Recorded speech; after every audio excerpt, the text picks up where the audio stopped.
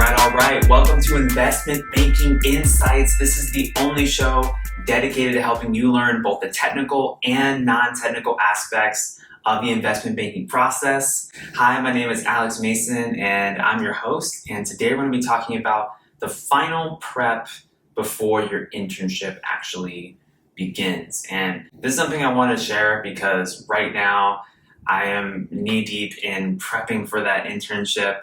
Not in terms of preparing for interviews or anything like that, but once you get the offer, there's this span of time between when you get the offer and when you actually start working on the desk. So I'm really excited for the summer coming up. And as I mentioned in the last episode, I'm going to be going to Lincoln International in Chicago. So super thrilled about that.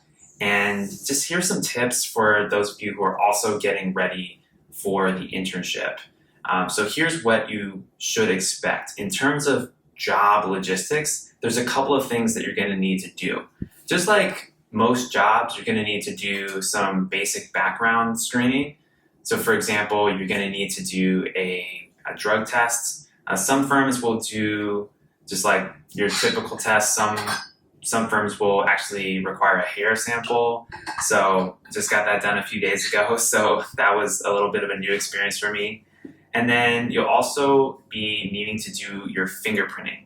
So this is important because in the financial industry, there are some regulations that are monitored by governing bodies here in the United States. And so fingerprints are pretty important to be in the system. So you're going to need to go ahead and take care of that. You'll get instructions from your bank as far as exactly what to do and when. But not only myself, but all my friends have had to do this in the course of preparing for their internship this summer.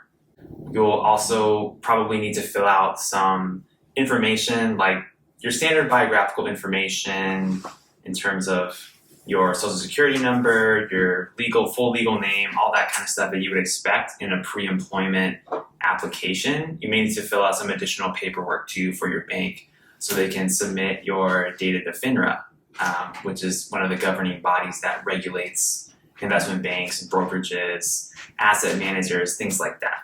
So you're going to need to do some paperwork and you're going to need to go to a couple of appointments to get those kinds of things done. Okay, once you've gotten that stuff out of the way, you'll also want to figure out your actual moving logistics. So for example, if you have an internship in New York City and you don't live in New York City, you're definitely going to need to figure out your housing, figure out where exactly you're going to live. If you can team up with another intern who's going to that same bank, maybe you and them can be roommates and kind of split costs. Because remember, the internship, it's a temporary experience. So you want to try to streamline your life as much as possible, especially if you're going to be in a new environment and you're not from New York City or you're not from wherever your bank job is going to be located.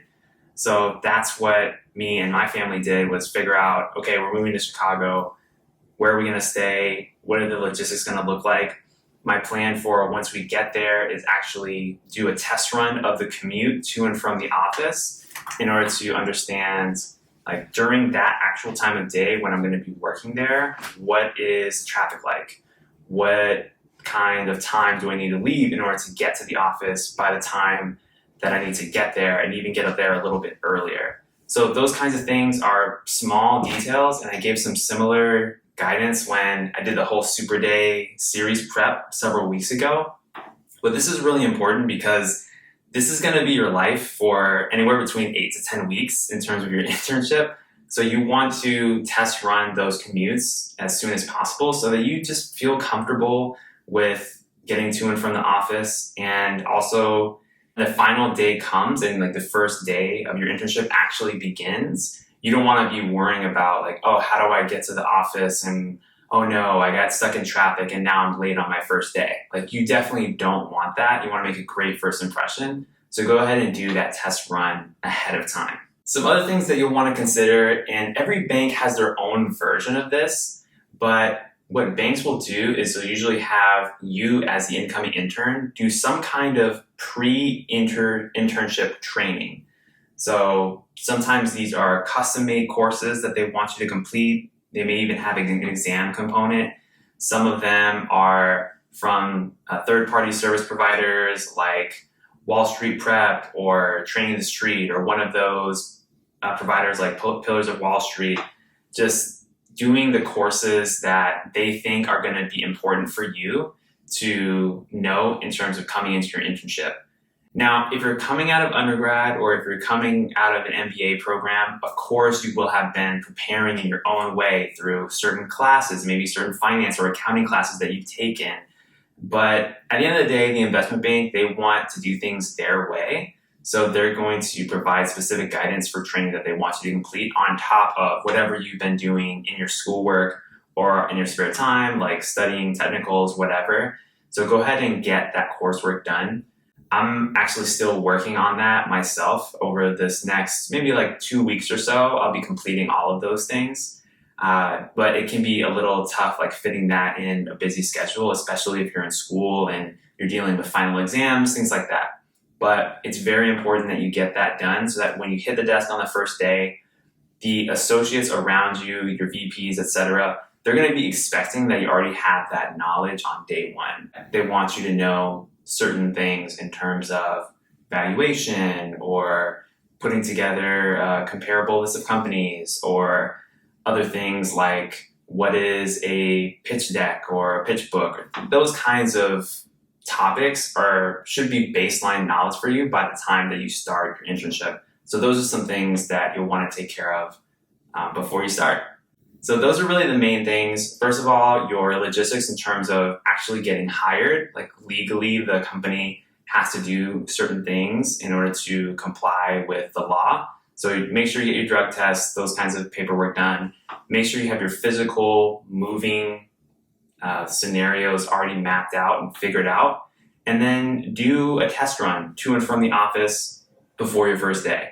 And then lastly, if you have any sort of pre-internship training or work that needs to be done, make sure you handle that as soon as possible so that you're ready for your first day on the internship. So that's what I got for you today. Thank you so much for joining me here on Investment Banking Insights.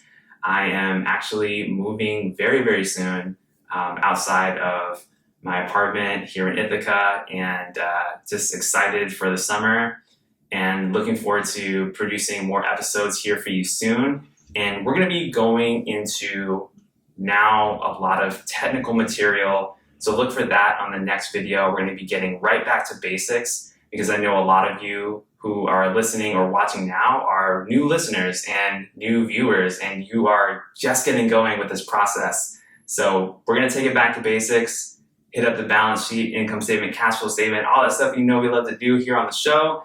And with that, I'll see you on the next one. All right, bye.